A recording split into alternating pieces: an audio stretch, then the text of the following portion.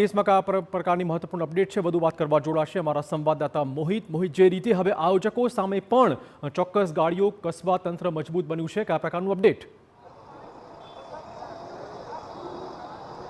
ચિરાગ, સ્પષ્ટપણે જે રીતે 31મી જાન્યુઆરીના રોજ જે સભા મળી હતી વ્યસન મુક્તિના નામ હેઠળ આ સભા મળી હતી તેમાં બી ડિવિઝન પોલીસ સ્ટેશન ખાતે ગુનો છે તે નોંધવામાં આવ્યો અને તે બંને આયોજક છે તેને નોટિસ આપી અને તેનો જવાબ લેવામાં આવ્યો હતો. જોકે હવે મોલાનાની ધરપકડ થઈ છે ત્યારે ફરી એકવાર તેના પર કાયદાનો ગાડીઓ છે તે મજબૂત થશે અને તેની ધરપકડ થશે. ગણતરીની કલાકોમાં હવે મોલાનાને અમદાવાદ એટીએસથી જુનાગઢ ખાતે લાવવાના છે ને તે પહેલા શહેરમાં કાયદો અને વ્યવસ્થાની સ્થિતિ ન કચડે તે માટે ચુસ્ત બંદોબસ્ત ગોઠવવામાં આવ્યો છે. આપને હું દ્રશ્યો બતાવવા માંગીશ કે જે જુનાગઢના જે મજેવડી ગેટ વિસ્તારના દ્રશ્યો છે ત્યાં અત્યારે પોલીસનો મોટો કાફલો છે તે તૈનાત કરવામાં આવ્યો છે અને આ જ પ્રકારે જે જુનાગઢ શહેર અને જુનાગઢ જિલ્લાના જે વિસ્તારો છે સંવેદનશીલ વિસ્તારો છે ત્યાં અત્યારે પેટ્રોલિંગ છે તે કરવામાં આવી રહ્યું છે.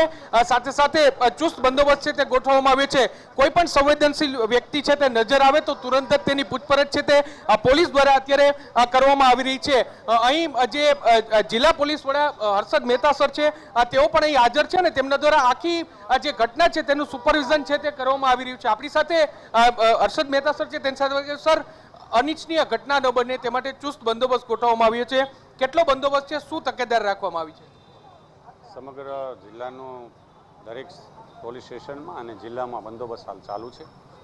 તકેદારીના ભાગરૂપે ખાસ તમામ ધર્મ સમાજના આગેવાનો અને એ લોકો સાથે પોલીસ સ્ટેશન કક્ષાએ અને જિલ્લા કક્ષાએ એમની સાથે અલગ અલગ જગ્યાએ મિટિંગ કરવામાં આવી રહી છે અને લોકો સૌહાર્દપૂર્ણ શાંતિપૂર્ણ માહોલમાં રહે અને કોઈપણ પ્રકારની અફવામાં ગેરમાર્ગે ન દોરાય એ માટેની હાલ તકેદારી રાખવામાં આવી છે. બંને આયોજકો છે તેને પહેલા નોટિસ આપવામાં આવી હતી અને હવે ફરી એકવાર તેમની આગળ અહીંયા જ્યારે આરોપીને લાવ્યા બાદ વિગતવાર તપાસ કર્યા પછી જે તપાસમાં હશે એની એ મુજબ કાર્યવાહી કરવામાં આવશે. સ્પષ્ટપણે જે તપાસમાં હશે તે પ્રમાણેની કાર્યવાહી છે તે કરવામાં આવશે. હાલમાં અત્યારે જે મોટી સંખ્યામાં પોલીસ કાફલો છે તે તૈનાત રાખવામાં આવ્યો છે. ચિરાગ, જે 3 ડીવાયએસપી કક્ષાના અધિકારી સાથે સાથે પીઆઈ કક્ષાના અધિકારી તમામ લોકો છે તેને સ્ટેન્ડ ટુ રાખવામાં આવ્યા છે. સોશિયલ મીડિયા પર ખાસ નજર છે તે રાખવામાં આવી રહી છે.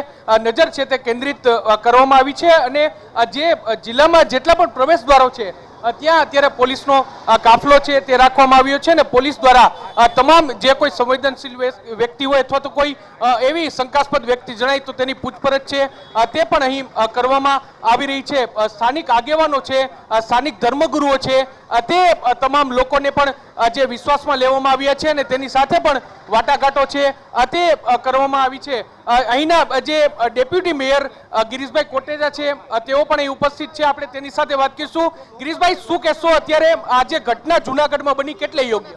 જુનાગઢની અંદર જે ઘટના બની છે બીજી પણ આ બહુ ખરાબ ઘટના બની છે કારણ કે આવા લોકો આખા દેશનું વાતાવરણ બગાડ થાય. હજી 3-4 મહિના પહેલા જે જગ્યાએ આપણે ઉભા છે એની જ બાજુમાં અત્યારે જે દરગાહ છે એની 10-12 જણાએ પોલીસ ઉપર એટેક કર્યો. આવા બોમ્બેથી આવે છે મોલાના, એને એમ છે કે કોઈ પોતે કાદુ મકરાણી છે. અરે ભાઈ, તારી જીવાન ઉપર આ દેશનો રોટલો ખાય. હિન્દુસ્તાનમાં પેદા થયો છે. પાકિસ્તાનના મુસ્લિમ કરતાં આ દેશના મુસ્લિમો કેટલા સુખી છે. અમે બધા ભાઈચારાની જેમ રહીએ છીએ. મહેરબાની કરીને આવા શબ્દ ન બોલે એના માટેની. શું માનો છો કે જે જુનાગઢનું વાતાવરણ બગાડે છે? એવું કહી રહ્યા છે કે અમે બધા ભાઈ જ છીએ, અમે બધા એક સાથે રહીએ. મુસ્લિમ ને હિન્દુ.